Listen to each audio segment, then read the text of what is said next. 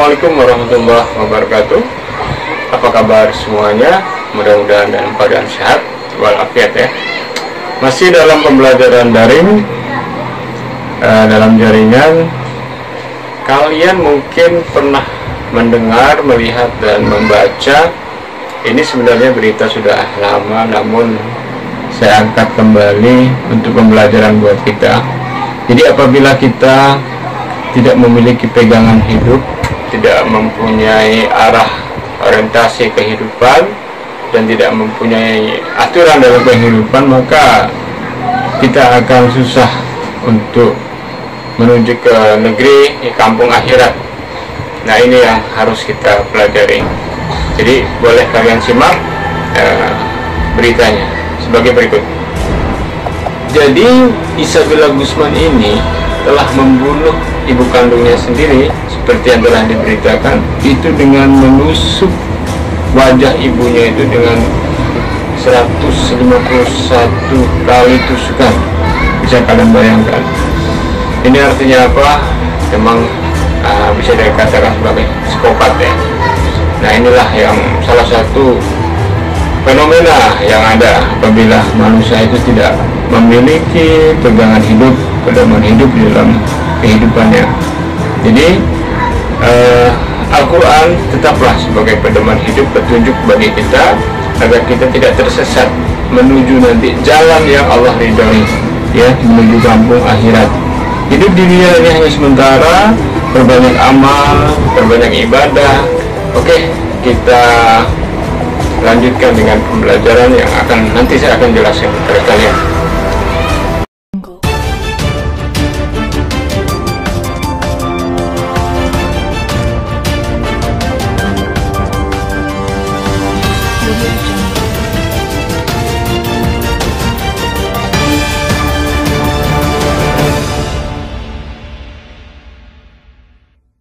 Assalamualaikum warahmatullahi wabarakatuh.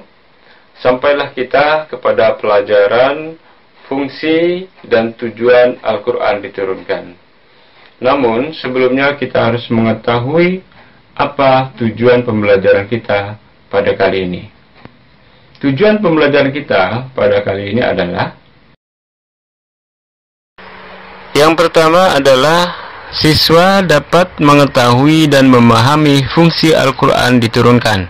Yang kedua, siswa dapat mengetahui dan memahami tujuan Al-Quran diturunkan.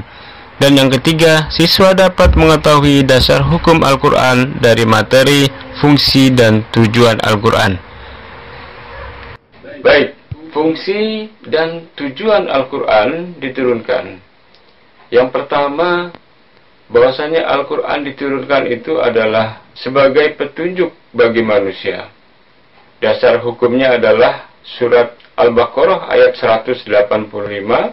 Syahrul Ramadan alladzi unzila fihi al-Quran hudal linnas wa bayyinatin minal huda wal furqan.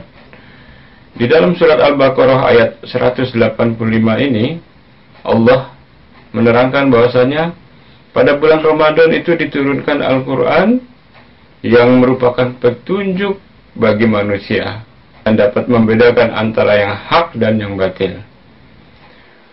Sebagai petunjuk di sini, bahwasanya manusia yang benar-benar mau melaksanakan dan melakukan apa yang ada di dalam Al-Quran, petunjuk-petunjuk yang Allah berikan di dalam Al-Quran, maka manusia ini niscaya ia akan mampu membedakan mana yang hak dan mana yang batil, mana yang benar dan mana yang salah.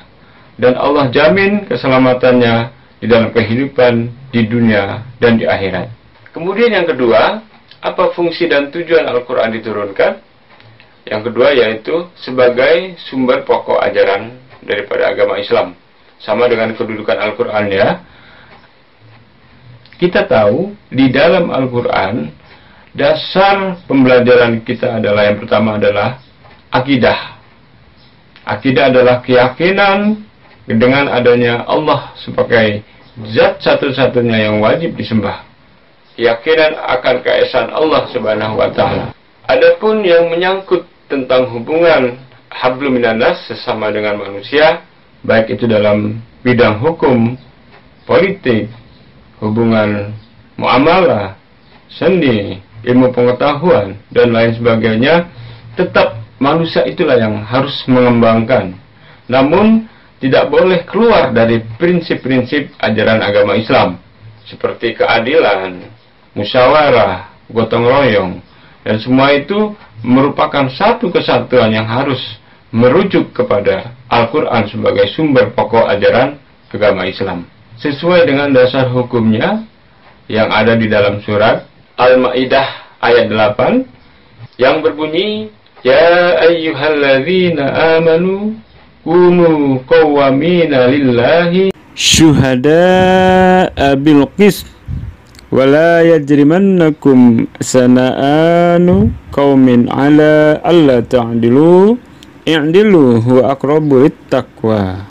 Artinya, wahai orang-orang yang beriman, jadilah kamu sebagai penegak keadilan karena Allah ketika menjadi saksi dengan adil, dan janganlah kebencian terhadap suatu kaum mendorong kamu untuk berlaku tidak adil. Berlaku adillah, karena adil itu lebih dekat kepada takwa. Surat Al-Maidah ayat 8. Kemudian yang ketiga, apa fungsi dan tujuan Al-Quran diturunkan? Yaitu sebagai peringatan bagi manusia. Kita tahu kalau kita baca sejarah, banyak bangsa-bangsa yang Allah musnahkan. Karena apa? Karena kezaliman mereka, karena kelalaian mereka, karena perbuatan dosa yang telah mereka lakukan. Kaum Ad, kaum Tsamud, kaum umat Nabi Lut, semua Allah binasakan. Karena apa? Mereka telah menzalimi diri mereka sendiri dan melakukan perbuatan dan dosa yang sangat besar. Hal ini mestinya kita jadikan pelajaran, peringatan buat diri kita sendiri. Bahwasanya jangan sampai kita melenceng keluar daripada prinsip-prinsip petunjuk yang telah Allah gariskan di dalam Al-Quran.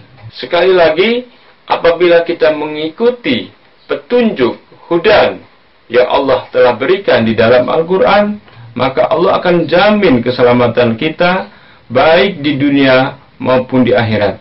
Dan Allah akan jamin kepada kita dapat membedakan mana yang benar, mana yang salah, mana yang hak, dan mana yang batil. Jadi kesimpulannya adalah, apa fungsi dan tujuan Al-Quran diturunkan? Yang pertama, dia sebagai petunjuk bagi manusia, atau hudan. Yang kedua, Al-Quran adalah sebagai sumber pokok ajaran agama Islam. Yang ketiga, Al-Quran adalah sebagai peringatan dan pelajaran bagi manusia. Demikian pembelajaran kita pada kali ini. Bertemu kembali dengan pembelajaran berikutnya. Terima kasih. Semoga bermanfaat. Assalamualaikum warahmatullahi wabarakatuh.